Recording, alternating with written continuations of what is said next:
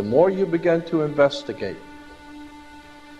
what we think we understand, where we came from, what we think we're doing, the more you begin to see we've been lied to. We've been lied to by every institution. What makes you think for 1 minute that the religious institution is the only one that's never been touched? The religious institutions of this world are at the bottom of the dirt. The religious institutions in this world are put there by the same people who gave you your government, your corrupt education, who set up your international banking cartels, because our masters don't give a damn about you or your family. All they care about is what they have always cared about, and that's controlling the whole damn world. We have been misled away from the true and divine presence in the universe that men have called God. I don't know what God is, but I know what He isn't.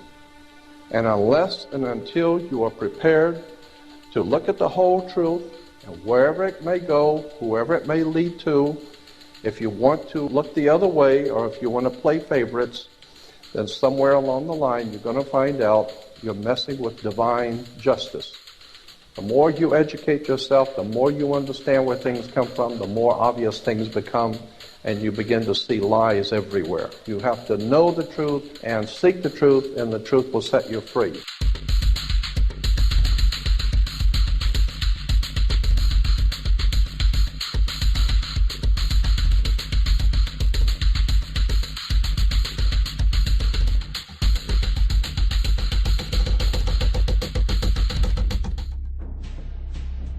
Este é o Sol. Desde o ano 10.000 a.C., a história abunda em pinturas e escritos que refletem o respeito e a adoração dos povos por este astro. E é simples entender o porquê, com seu aparecimento todas as manhãs, trazendo visão, calor e segurança, salvando-os do frio e da escuridão da noite repleta de predadores. Sem ele, todas as culturas perceberam que não haveriam colheitas nem vida no planeta. Estas realidades fizeram do Sol o astro mais adorado de todos. Todavia, muitos estavam atentos também às estrelas. As estrelas formavam padrões que lhes permitiam reconhecer e antecipar eventos que ocorrem de tempos em tempos, tais como eclipses e luas cheias. Eles catalogaram grupos celestiais daquilo que conhecemos hoje como constelações. Esta é a Cruz do Zodíaco, uma das mais antigas imagens na história da humanidade. Ela representa o trajeto do Sol através das 12 maiores constelações no decorrer de um ano. Ela também representa os 12 meses do ano, as 4 estações, solstícios e equinócios. O termo zodíaco está relacionado com o fato das constelações serem antropomorfismos ou personificações, como pessoas ou animais. Por outras palavras, as primeiras civilizações não só seguiam o Sol e as estrelas, como também as personificavam através de mitos que envolviam seus movimentos e relações. O Sol, com o seu poder de dar vida e de salvar, também foram personificados como se representasse um Criador ou um Deus. Deus Sol, a luz do mundo, o Salvador da humanidade. Igualmente, as 12 constelações representaram lugares de viagem para o Deus Sol e foram nomeados por elementos da natureza que aconteciam nesses períodos de tempo. Por exemplo, Aquários, o portador da água que traz as chuvas da primavera. Este é Horus. Ele é o Deus Sol do Egito de 3.000 a.C. Ele é o Sol antropomorfizado e a sua vida é uma série de mitos alegóricos que envolvem o movimento do Sol no céu. Dos antigos hieróglifos egípcios conheceu-se muito sobre esse Messias solar. Por exemplo, Horus, sendo o Sol, tinha como inimigo o Deus Sete, que era a personificação das trevas ou da noite. E metaforicamente falando, todas as manhãs Horus ganhava a batalha contra Sete. E no fim da tarde, Sete conquistava Horus e o enviava para o mundo das trevas. Será importante frisar que trevas versus luz ou bem versus mal tem sido uma dualidade mitológica onipresente que ainda hoje é usada em muitos níveis. Jesus Cristo nasceu em 25 de dezembro em Belém. Ao nascer foi anunciado por uma estrela no ocidente que seria seguida por 3 reis magos para encontrar e adorar um novo Salvador. Tornou-se pregador aos 12 anos, aos 30 anos foi batizado por João Batista e então iniciou seu ministério. Jesus teve 12 discípulos que viajaram com ele praticando milagres como curar doentes, andar sobre a água, ressuscitar mortos. Ele também é conhecido como Rei dos Reis, o Filho de Deus, a luz do mundo, o início e o fim, o Cordeiro de Deus, entre muitos outros. Depois de ter sido traído por seu discípulo Judas por 30 moedas de prata, ele foi crucificado, posto em uma tumba e após 3 dias, ele ressuscitou e ascendeu aos céus. Em primeiro lugar, a sequência do nascimento é completamente astrológica. A estrela no ocidente é Sírius, a mais brilhante do céu noturno, que a cada 24 de dezembro se alinha com outras 3 estrelas brilhantes no cinturão de Órion. Essas 3 estrelas brilhantes são chamadas hoje, como eram na antiguidade, 3 reis, 3 Marias no Brasil e Portugal. Os 3 reis e a estrela mais brilhante, Sírius, todas apontam para o nascer do sol em 25 de dezembro. Esta é a razão pela qual os 3 reis seguem a estrela a oeste em uma ordem que apontam ao amanhecer. O nascimento do sol.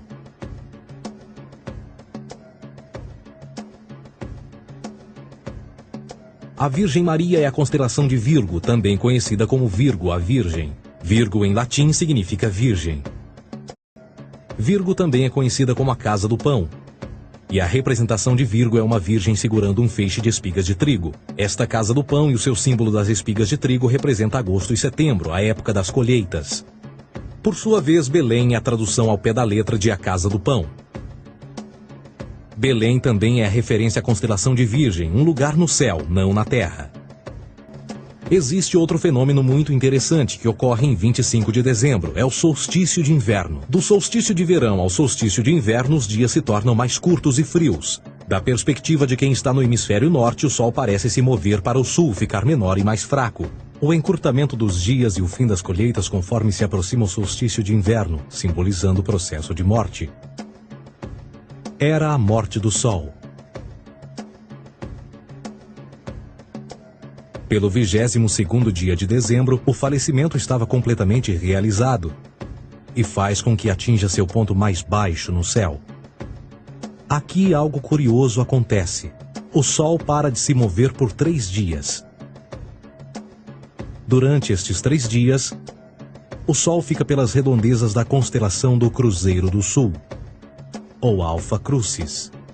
Depois desse período, em 25 de dezembro, o Sol se move 1 grau, dessa vez para o norte, trazendo perspectiva de dias maiores, mais calor e a primavera. E assim se diz: o Sol morreu na cruz, ficou morto por 3 dias, apenas para ressuscitar ou nascer mais uma vez. Esta é a razão pela qual Jesus e muitos outros deuses solares compartilham da ideia de crucificação, morte por 3 dias e o conceito da ressurreição. É o período de transição do Sol antes de mudar para a direção contrária no hemisfério norte, trazendo a primavera e assim a salvação. Todavia, eles não celebram a ressurreição do Sol até o equinócio da primavera, ou Páscoa. Isto é porque no equinócio da primavera o Sol domina oficialmente o mal, as trevas, assim como o período diurno se torna maior que o noturno. E o revitalizar da vida na primavera emerge. Agora, provavelmente, a analogia mais óbvia de todas neste simbolismo astrológico são os 12 discípulos de Jesus. Eles são simplesmente as 12 constelações do zodíaco com que Jesus, sendo o Sol, viaja. Voltando à cruz do zodíaco, o elemento figurativo da vida é o Sol. Isto não é uma mera representação artística ou ferramenta para seguir os movimentos do Sol. Era também um símbolo espiritual pagão. Uma logografia similar a isto. Isto não é um símbolo do cristianismo. É uma adaptação pagã da cruz do zodíaco.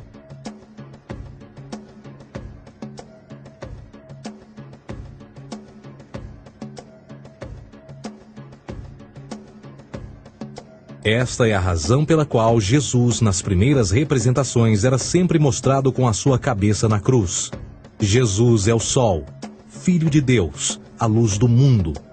O Salvador a erguer-se, que renascerá, assim como o Sol faz todas as manhãs. A glória de Deus que defende contra a força das trevas. Assim como renasce a cada manhã, e que pode ser visto através das nuvens, lá em cima nos céus, com a sua coroa de espinhos ou os raios de sol. Agora, nas muitas referências astrológicas ou astronômicas na Bíblia, uma das mais importantes tem a ver com o conceito de eras. Através das Escrituras há inúmeras referências a essa era. Para compreender isto, precisamos primeiro estar familiarizados com o fenômeno da precessão dos equinócios.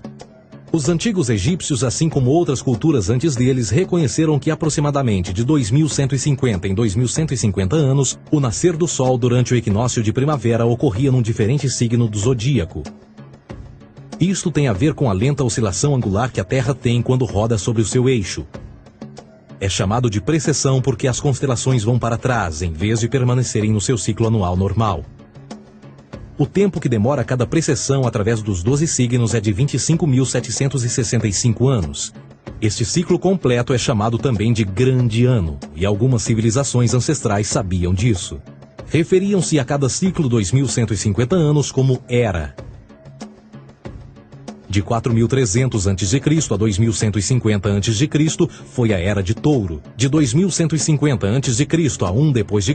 foi a Era de Áries. E de 1 d.C. a 2.150 d.C. é a Era de Peixes, a era que permanecemos nos dias de hoje. E por volta de 2150 entraremos na nova era, a Era de Aquários. Agora, a Bíblia refere-se por alto ao movimento simbólico durante 3 eras, quando se vislumbra já é uma quarta. No Velho Testamento, quando Moisés desce o Monte Sinai com os 10 mandamentos, ele está perturbado ao ver sua gente adorar um bezerro dourado. De fato, ele até partiu as pedras dos 10 mandamentos e disse a todos para se matarem uns aos outros para purgarem o mal. A maior parte dos estudiosos da Bíblia atribuem esta ira de Moisés ao fato de os israelitas estarem adorando a um falso ídolo, ou algo semelhante. A realidade é que o bezerro dourado é o Taurus, touro. E Moisés representa a nova era de Áries. Esta é a razão pela qual os judeus ainda hoje assopram com o chifre do carneiro. Moisés representa a nova era de Áries. E perante esta, todos têm de largar a velha. Outras divindades, tais como Mitra, marcam essa transição também.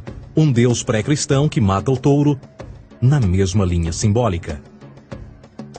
Agora Jesus é a figura portadora da era seguinte à de Áries, a Era de Peixes.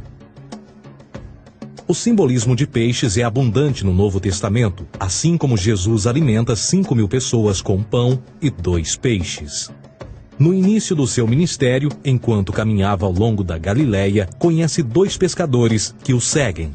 Agora reflita se voltar a ver um adesivo em formato de peixe escrito Jesus na traseira dos carros. Poucos sabem o que aquilo no fundo representa. É um simbolismo astrológico pagão para o reinado do Sol durante a Era de Peixes. Jesus assumiu também que a data do seu nascimento é também a data do início desta era. Em Lucas 22:10, quando Jesus é questionado se a próxima passagem será depois de ele ir embora, Jesus responde: Eis que quando entrardes na cidade, encontrareis um homem levando um cântaro de água. Segui-o até a casa em que ele entrar. Esta escritura é de longe a mais reveladora de todas as referências astrológicas. O homem que leva um cântaro de água é Aquários, o portador de água, que é sempre representado com um homem despejando uma porção de água. Ele representa a era depois de Peixes, e quando o Sol, Filho de Deus, sair da era de Peixes, Jesus, entrará na casa de Aquários, e Aquário é antes de Peixes na precessão dos equinócios. Tudo o que Jesus diz é que depois da era de Peixes chegará a era de Aquário.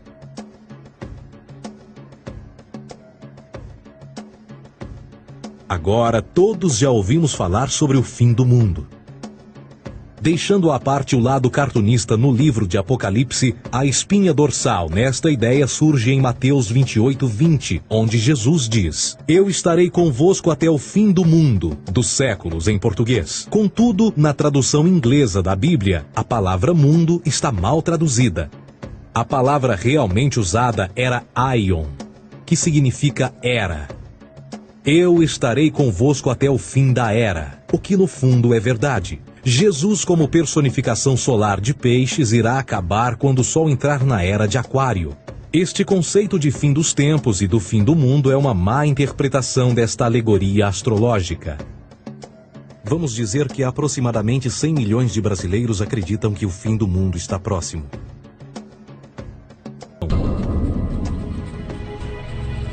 Fundamentalist Christianity, fascinating. These people actually believe the world is 12,000 years old.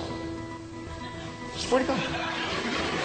I actually asked one of these guys, okay, dinosaur fossils. He says, dinosaur fossils? God put those here to test our faith.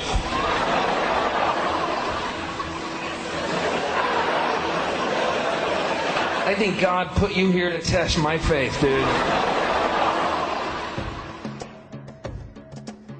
Além disso, haverá algum registro não bíblico da existência de mais alguém chamado Jesus, filho de Maria, que viajou com 12 seguidores e curou pessoas? Existiram muitos historiadores que viveram no Mediterrâneo durante esse mesmo período e até mesmo após a presumível morte de Jesus. Quantos desses historiadores fizeram relatos sobre a sua figura? Nenhum.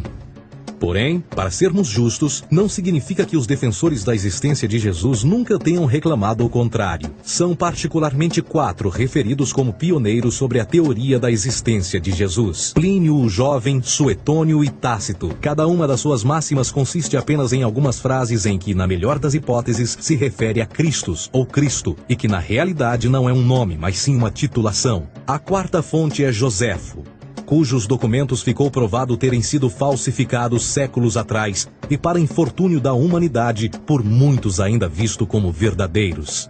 Poderá alguém ter se aproveitado das ideias renascer dos mortos, a ascensão ao reino dos céus e a prática de milagres e que a partir daí tenha começado a surgir nos registros históricos? Não, porque uma vez pesadas as evidências, há grandes probabilidades da figura conhecida como Jesus nunca sequer ter existido.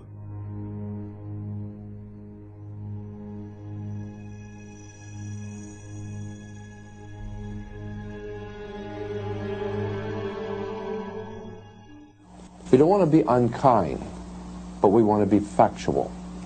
We don't want to cause hurt feelings, but we want to be academically correct in what we understand and know to be true. Christianity just is not based on truth. We find that Christianity was in fact nothing more than a Roman story, developed politically.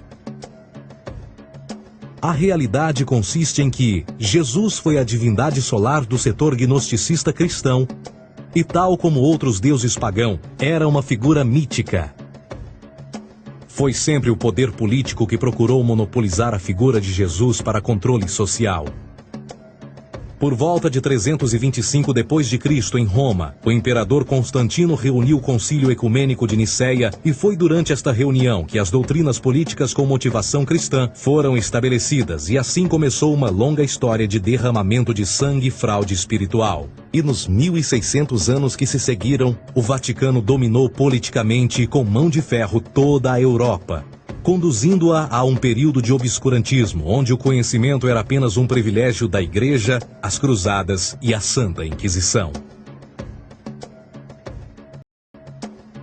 O cristianismo, bem como todas as crenças teístas, são a fraude desta era. Serviu para afastar os seres humanos do seu meio natural e da mesma maneira uns dos outros. Sustenta a submissão cega do ser humano à autoridade. Reduz a responsabilidade humana sob a premissa de que Deus controla tudo e que, por sua vez, os crimes mais terríveis podem ser justificados em nome da perseguição divina. E o mais importante, dá o poder àqueles que sabem a verdade e usam o mito para manipular e controlar sociedades. O mito religioso é o mais poderoso dispositivo já criado e serve como base psicológica para que outros mitos floresçam ou justifiquem.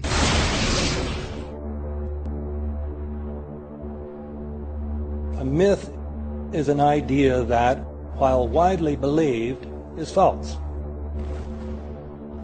In a deeper sense, in the religious sense, a myth serves as an orienting and mobilizing story for a people. The focus is not on the story's relation to reality, but on its function. A story cannot function unless it is believed to be true in the community or the nation. It is not a matter of debate.